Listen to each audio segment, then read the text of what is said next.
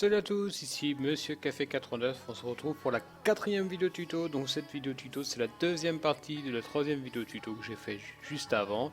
Donc là je vais vous montrer comment paramétrer votre volant sur votre jeu, donc Euro Truck Simulator 2. Donc on se retrouve en solo comme vous pouvez l'imaginer avec mon camion. Oui, 31% de dégâts, je sais pas ce que j'avais fait. On voit. Donc dans cette vidéo tuto, ouais ça c'est bizarre. Dans cette vidéo tuto, je vais vous montrer les paramètres que j'ai mis sur mon volant. Donc bien sûr, ce sont des paramètres personnalisés pour ma façon de conduire.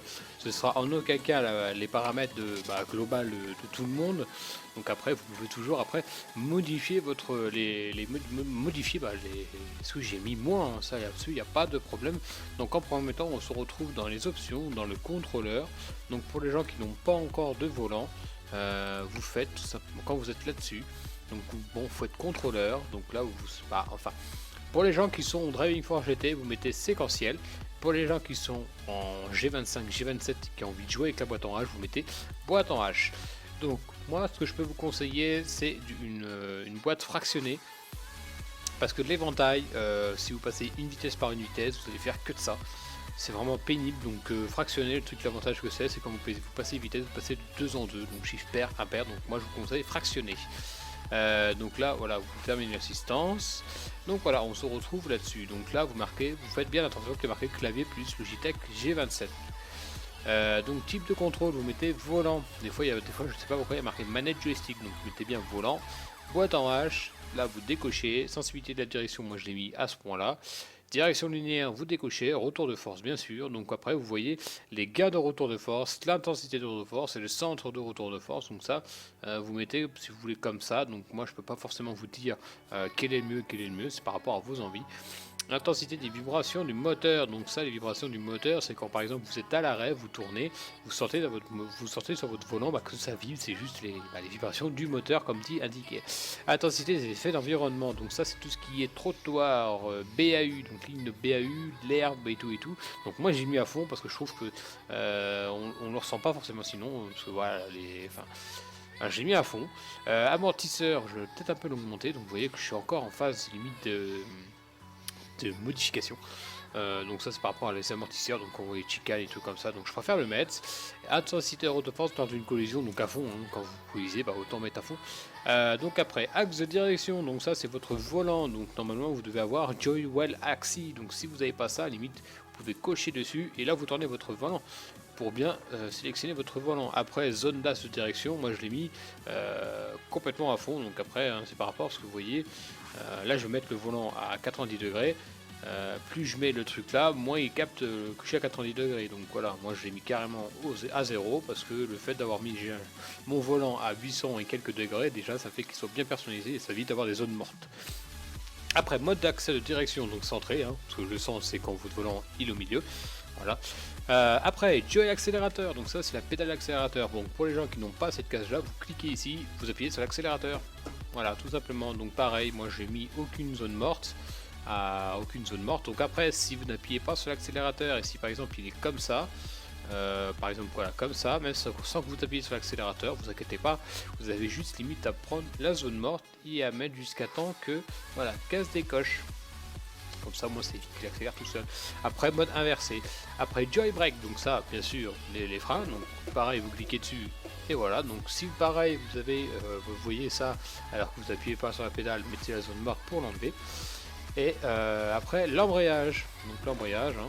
Donc pour les gens qui ont G25 ou G27, donc là vous cochez, vous cliquez dessus, hop, vous appuyez sur l'embrayage pour que ça sélectionne. Donc là par exemple comme vous pouvez voir, non ça me le fait plus. À un moment justement j'avais un problème, c'est que quand je mettais mon régulateur de vitesse, il avait tendance à sauter et en fait je suis allé là-dessus et je voyais que ma barre faisait des petits trucs comme ça, donc des petits trucs, donc du coup j'ai mis un peu plus de zones mortes, donc après ça se ressent pas bien sûr dans le jeu, ça là-dessus vous inquiétez pas.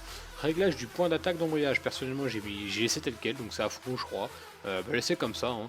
Et ça après vous n'utilisez pas, donc pour les boîtes en H, donc bien sélectionner, fractionner. Donc marche arrière, donc normalement tout est déjà paramétré, donc 1, 2, 3, 4, 5, 6.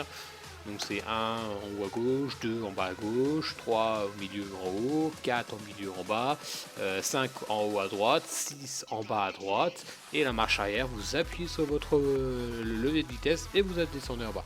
Enfin normalement là-dessus, tout est déjà paramétré. Donc après l'interrupteur bleu, ça je sais pas ce que c'est, il est coché mais je sais pas ce que c'est. Et interrupteur 1, ça vous permet de passer entre petite et grande vitesse. Donc je m'explique. Donc en fractionné, donc c'est soit 1, 3, 5, 7, 9, 11 ou 2, 4, 6, 8, 10, 12. Petites, ou moi j'appelle ça des petites et grandes vitesses. Donc par exemple, si vous êtes en première et vous l'êtes en deuxième, vous appuyez sur le bouton. Et du coup, après la prochaine vitesse, donc au lieu de mettre la 3, vous passez la 4. En fait, c'est un chiffre pair ou impair. Donc ce bouton-là, moi je l'utilise sur mon volant. Après, interrupteur 2, je sais pas ce que c'est, il est coché, mais je sais pas ce qu'il c'est. Boîte automatique avancée, boîte automatique marche arrière, ça, c'est Joy 10, c'est Joy 11, je sais pas ce que c'est. Moi je laisse tel quel, j'y touche pas. Et contrôleur alternatif du curseur de la souris, moi je m'y réinitialiser, enfin voilà, ça je n'ai pas forcément touché. Après, pour paramétrer, donc, du coup, vos claviers. Votre volant, donc vous mettez en secondaire. Donc si vous avez envie de modifier, rajouter des boutons sur les palettes, sur le levier de vitesse et tout, faut les mettre en secondaire. Donc comme démarrer, arrêter le moteur, donc c'est le bouton 15, donc c'est pour les G27 qui c'est le bouton qui est tout en haut du G27. Parking, c'est le bouton juste en bas. Augmenter la régulation hydraulique, donc ça j'essaie de le mettre sur le volant, comme ça moi j'ai pas besoin de bouger. Enfin après vous essayez, par exemple pareil pour les clignotants gauche et droit, utilisez vos palettes. Comme ça en plus vous entendez les clic clic clic clic clic, c'est pas mal. Donc voilà, donc par contre vous pourrez pas tout utiliser hein, bien sûr. Donc par exemple le truc comme le warning ou les trucs comme ça, limite c'est pas franchement les options qui sont essentielles. Limite vous pouvez mettre à votre clavier s'il est pas trop près, s'ils sont pas trop loin. Enfin après vous faites comme vous voulez. Donc voilà, donc j'espère que cette vidéo tuto vous aidera. Après comme vous pouvez voir, le fait de rouler avec un volant, ça peut vachement vous améliorer la sensibilité du jeu, vous pouvez vous améliorer, vous permettre de faire certains trucs que normalement vous ne pouvez pas quand vous êtes au clavier ou à la manette. Donc vous pouvez voir que mon volant il est très fluide. Ce que je fais avec le volant là que vous voyez, c'est pareil qu'en vrai. Donc vous voyez, c'est vachement intéressant. Donc là par exemple je suis en 9ème, je veux passer la 9, j'appuie sur mon bouton, hop, ah non. Vous voyez, je dis ça alors que mon bouton ne marche même pas. Ah, c'est marrant, je fais ça et en plus il marche pas. Donc j'étais dans les claviers. Non. Je sais même plus où je suis allé. Ah voilà, assistance du contrôleur. Tac, bouton H, fractionner, terminer l'assistance. Là c'est dans... Voilà. Alors, tac, tac, tac, interrupteur 1, hop, voilà, bouton 1. Donc là, normalement, voilà, c'est ça. Là, je suis en 4ème. J'appuie sur le bouton, hop, 3ème.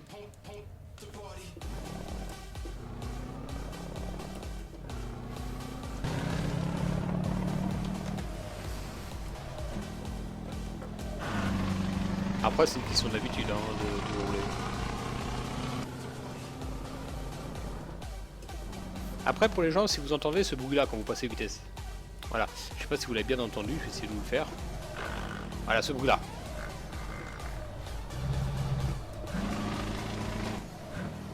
Donc ça vient pas en fait de votre moteur qui est endommagé. C'est parce que vous lâchez la pédale d'embrayage trop tôt.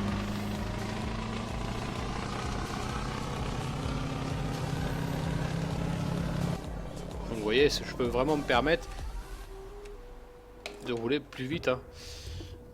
Alors par contre, petite indication, quand vous avez le moteur allumé, vous voyez que là vous tournez bien. Il vous suffit que vous avez le moteur éteint et là votre volant devient super dur. Et pareil pour les freins, là vous voyez le freinage n'est pas forcément très correct comparé à si le moteur sera allumé. Enfin voilà, donc j'espère que cette vidéo vous aidera, donc n'hésitez pas à aimer la page Facebook, n'hésitez pas à aimer aussi vous abonner à ma chaîne YouTube. Donc voilà, je continuerai à faire des vidéos tuto comme je fais quotidiennement, comme je faisais avant. Donc moi je vous souhaite une bonne soirée à tous, puis je vous dis à plus tard, tchuss.